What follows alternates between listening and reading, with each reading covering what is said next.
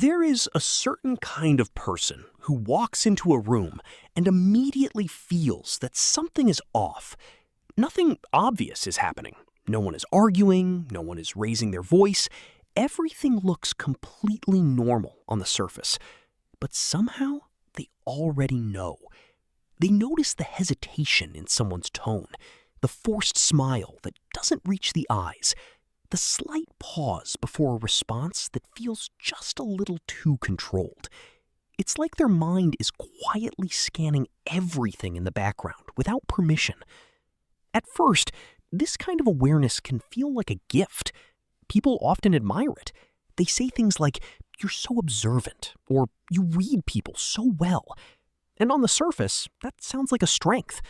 But what most people don't see is the other side of it. Because this awareness doesn't turn off. It doesn't pause when the moment is over. It follows them home. It replays conversations. It breaks down small details. It creates questions where there were none before.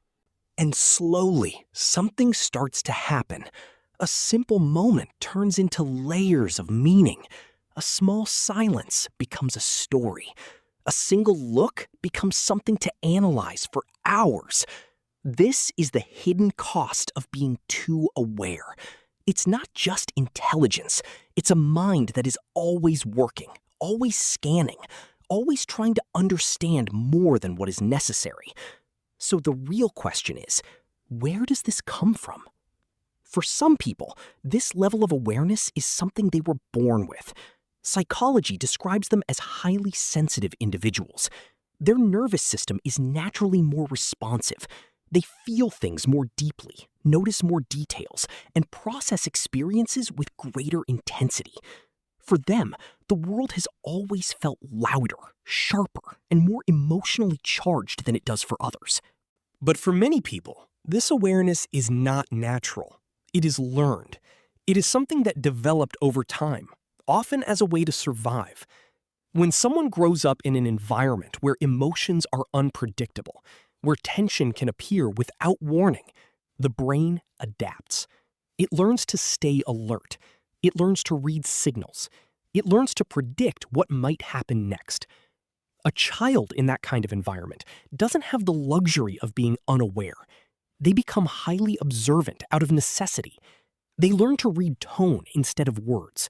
They learn to recognize patterns in behavior. They learn to detect emotional shifts before they fully happen. And over time, that constant alertness becomes normal. This is what psychology refers to as hypervigilance. It is the brain's way of saying, stay ready, stay aware, stay prepared. And even when the person grows up and the environment changes, the brain doesn't just forget. It continues running the same patterns, even when there is no real danger anymore. This is why overly aware people often feel tired, even when nothing is happening, because their brain is not resting. It is constantly processing, analyzing, predicting. And this leads to the first major pattern you will notice in someone like this. They live in a constant state of analysis. Their mind is always asking questions, always interpreting, always trying to find meaning. A simple message like, "Can we talk later?" doesn't stay simple. It becomes something to decode. The tone is examined. The timing is questioned. The possible meanings are explored. What could this mean? Did I do something wrong? Is something about to happen? For most people, this kind of message passes quickly. But for someone who is overly aware, it can stay in their mind for hours. And it doesn't stop there. The analysis doesn't just focus on others. It turns inward as well. They don't just feel emotions.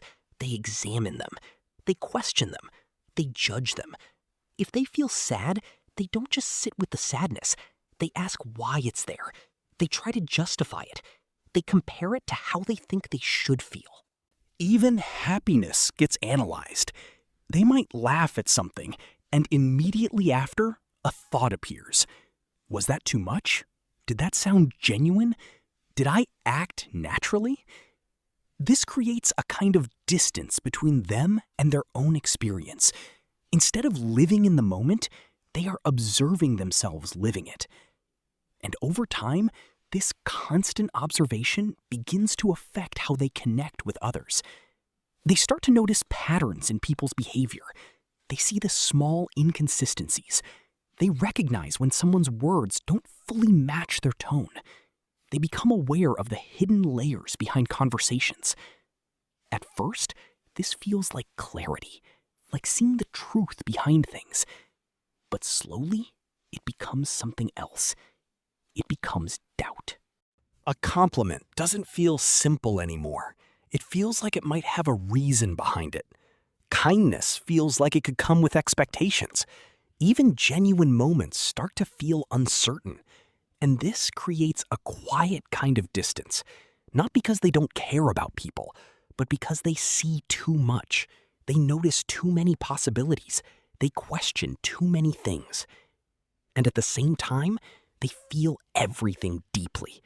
They don't just understand emotions, they absorb them. When someone around them is stressed, they feel it. When someone is uncomfortable, they sense it. When someone is hurting, they carry a part of that pain with them. This is what makes them good listeners, good supporters. People feel understood around them. But there is a cost. Because while they are holding space for others, very few people realize that they are also carrying a heavy emotional load themselves. And without boundaries, that weight builds up. Eventually, this awareness starts to affect the body as well. Small physical sensations become amplified. A faster heartbeat feels like anxiety. A slight tension feels like something's wrong. The brain starts connecting these sensations to possible danger, even when there is none. And this creates a loop. The body reacts, the mind interprets, and the reaction becomes stronger. So what started as awareness slowly turns into exhaustion. At this point, many people try to fix it by thinking more, by analyzing more, by trying to understand everything even deeper. But that doesn't work. Because the solution is not to reduce awareness. It is to change the relationship with it. Overly aware people don't need to see less, they need to carry less. They need to learn that not everything they notice requires a response. Not every thought needs to be followed. Not every emotion needs to be solved. Sometimes a delayed message is just a delayed message. Sometimes a quiet room is just quiet. Sometimes a feeling is just a feeling, not a problem to fix. And when they start to practice this, something changes. Their awareness doesn't disappear, it becomes lighter. They still notice details, they still understand people, but they are no longer trapped inside every thought. They begin to experience moments again instead of analyzing them. They begin to feel emotions without judging them. They begin to connect with people without constantly questioning everything. And slowly, that sharp awareness transforms into something healthier, something balanced.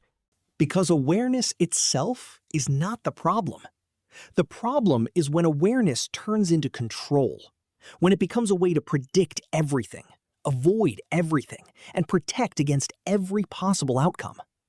But life doesn't work that way. Not everything can be predicted. Not everything needs to be understood. And the moment someone accepts that, something powerful happens. They stop trying to manage life like a system, and they start living it. So if you are someone who feels like your mind is always on, always thinking, always noticing more than others, understand this. There is nothing wrong with you. You are not broken. You are simply aware. But now, the next step is learning how to live with that awareness without letting it consume you. Because your depth is not meant to trap you. It is meant to guide you.